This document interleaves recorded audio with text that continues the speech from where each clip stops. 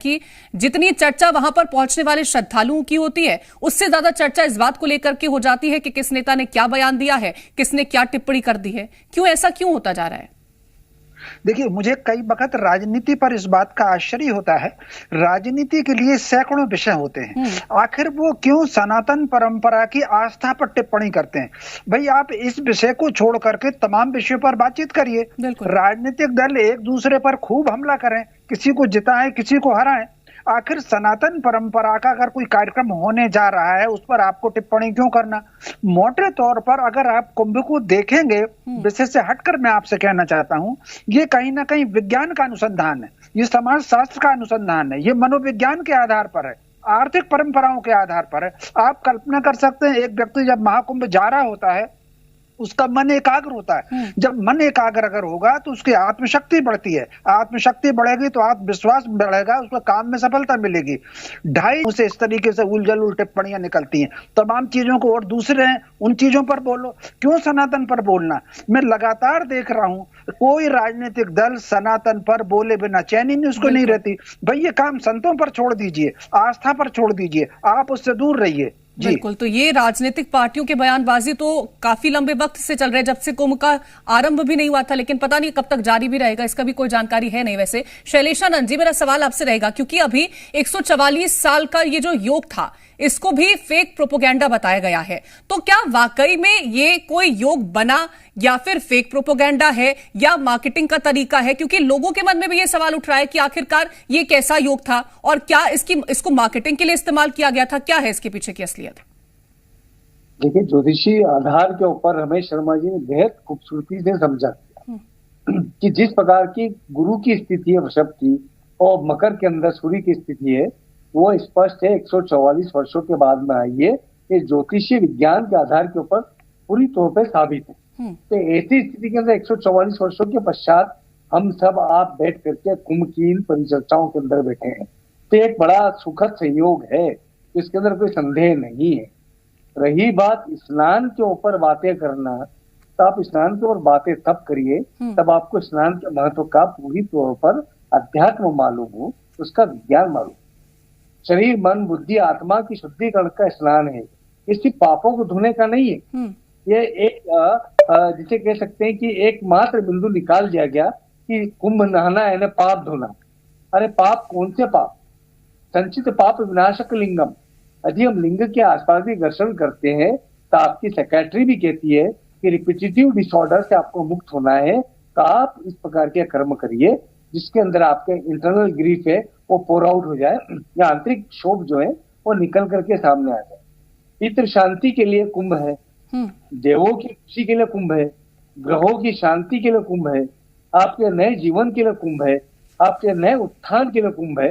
तो कुंभ का ये जो स्नान है, इसके अनेक मायने हैं, सिर्फ और सिर्फ पाप धोना नहीं है। तो जीतू को मैं निजी तौर पे जानता हूँ, उन्होंने जो बोला है वो उनके राजनीतिक प्रतिद्वंदिता के आधार पर बोला है, लेकिन 2016 में उन्होंने स्वयं ने कुंभ का स्नान बड़ी सहजता से, बड़ी सरलता से, उज्जैनी के अंदर क्या है ये मैं प्रत्यक्ष उसका गवाह हूँ। रही बात आप किसी विषयों के ऊपर, रमेश शर्मा जी ने बड़ी अच्छी सी बात बोली कि आपके पास में यदि ज्ञान नहीं है तो सनातन की आड़ लेना बंद कर दीजिए।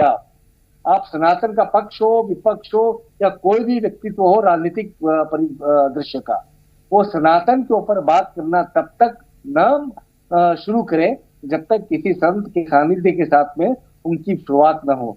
स्वयं होकर के आप आलाप प्रलाप विलाप करने लग जाते, ये उचित है क्या? ये उचित बिल्कुल नहीं है। आपको उनकी स्थिति नहीं मालूम है कि किन विषयों के ऊपर ये कुंभ होते हैं, किन विषयों के ऊपर धार्मिक क्रियाकलाप होते हैं, क्या क्रिया होती है, क्या प्रतिक्रिया होती है। उसके बाद में आप सरलता से आप अपने कर्मों के आधार पर, अपनी सेवा के आधार पर राजनीति करिए।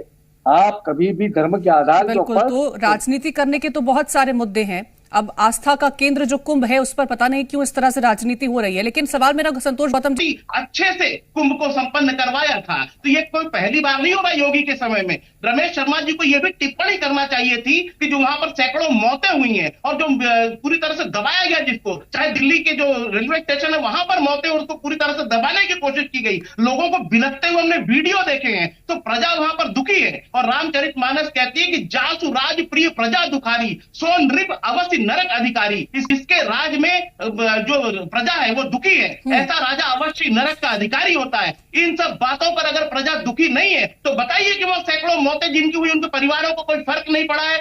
मैं कहता हूं कि इस तरीके से श्रेय लेने की राजनीति में सनातन के वैभव पे आप ठेकेदार नहीं हो। भारतीय जनता पार्टी और आरएसएस सनातन के लिए हर कोई काम करता है, मैं भी सनातनी हूं। और स्वीकार कीजिए कि जिन सनातनियों की या इलाहाबाद के कुंभ में भगदड़ से मौतें हुई हैं या दिल्ली के रेलवे स्टेशन पर मौतें हुई हैं, उसकी जिम्मेदार वो नकली सनातनी सरकार है जो दिल्ली में बैठी हुई, जो लखनऊ में बैठी हुई है। अगर वो और हमें सर्टिफिकेट देने का काम कर रहे हो और राजा और इनकी बातें कर रहे हो। ये राजा रजवाड़े तुम थे, तुम्ही की तरह मुगल थे जो सनातन पर हमला करते थे, जो आस्था पर प्रश्न चिन्ह लगाते थे, जो मंदिर तोड़ने का काम करते थे, वो तुम जैसे ही थे मुगल। कांग्रेस के लोगों सुन लो इस बात को।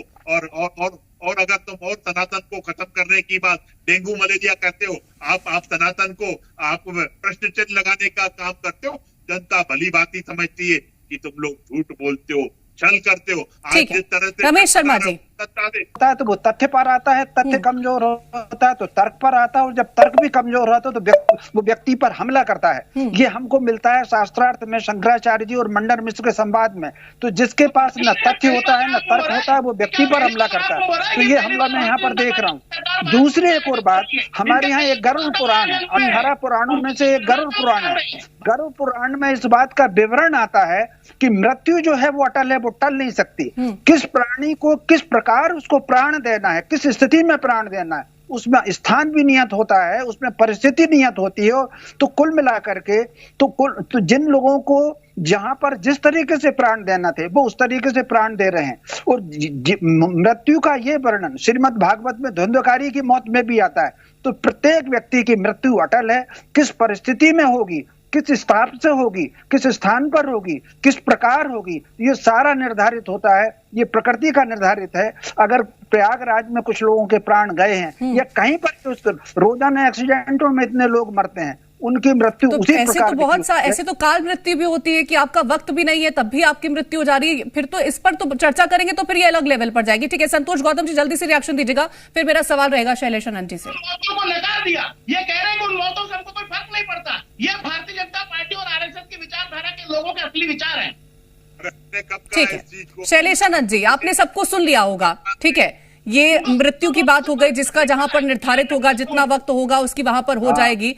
क्या कहना है इन सब चीजों पर? और क्या जिस तरह से अभी ये कहा गया कि ये सबसे फेल्ड महाकुंभ रहेगा, तो क्या वाकई में साधु संतों को ऐसा लगता है? क्योंकि इससे भी पहले हमने देखा है महाकुंभ का आयोजन हुआ। नहीं जी, इसको ना फेल बोलेंगे ना सफल बोलेंगे, एक सहज प्रवाह है। रही बात मृत्यु की, तो उस मृत्यु के अंदर जो प्रशासकीय गैर जिम्मेदाराना हरकत रही है उसके ऊपर तो निश्चय ही कार्रवाई होनी चाहिए, क्योंकि इसका निजी साक्ष्य मैं हूँ, निजी अनुभव मेरा रहा है। हम ये जानते हैं कि न मोक्ष आकांक्षा न वैभव इच्छा भी न च, हमें मोक्ष की आकांक्षा नहीं है न कोई वैभव की इच्छा है, किंतु हम कहते हैं कि देवी हम आपके चरणों के अंदर अपना जीवन जिए, किंतु जो चरणों के अंदर दब करके मर गए उनकी जो मृत्यु है वो नियत नहीं थी। वो कहीं ना कहीं ऑप्शन होंगे कि वो उसके बजाय कहीं और मृत्यु होती, चाहे उसी क्षण में होती, किंतु वो जो क्षण था वो निश्चय ही बेहद शर्मनाक क्षण थे, जिसके अंदर प्रशासकीय अव्यवस्थाओं का उजागर होना साबित हुआ है। तो मैं इसको ये नहीं कहता हूँ कि इसको असफल कुंभ कहेंगे, ये सफल कुंभ है, किंतु इसके अंदर कहीं ना कहीं कुछ प्रश्न चिन्ह रह गए हैं। उन प्रश्न चिन्हों को हम सनातन के ऊपर प्रश्न चिन्ह न लगाए। देखिएगा, विश्व का सबसे बड़ा जनसंगम हुआ, ये कहीं हुआ है क्या?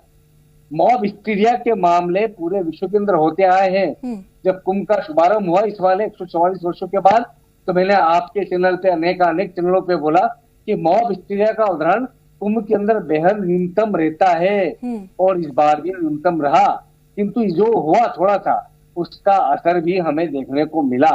तो इसके अंदर भी शासन ने बड़ी तरीके के साथ वसंत पंचमी का बेहद अच्छा सा खूबसूरत सा स्नान करवाया।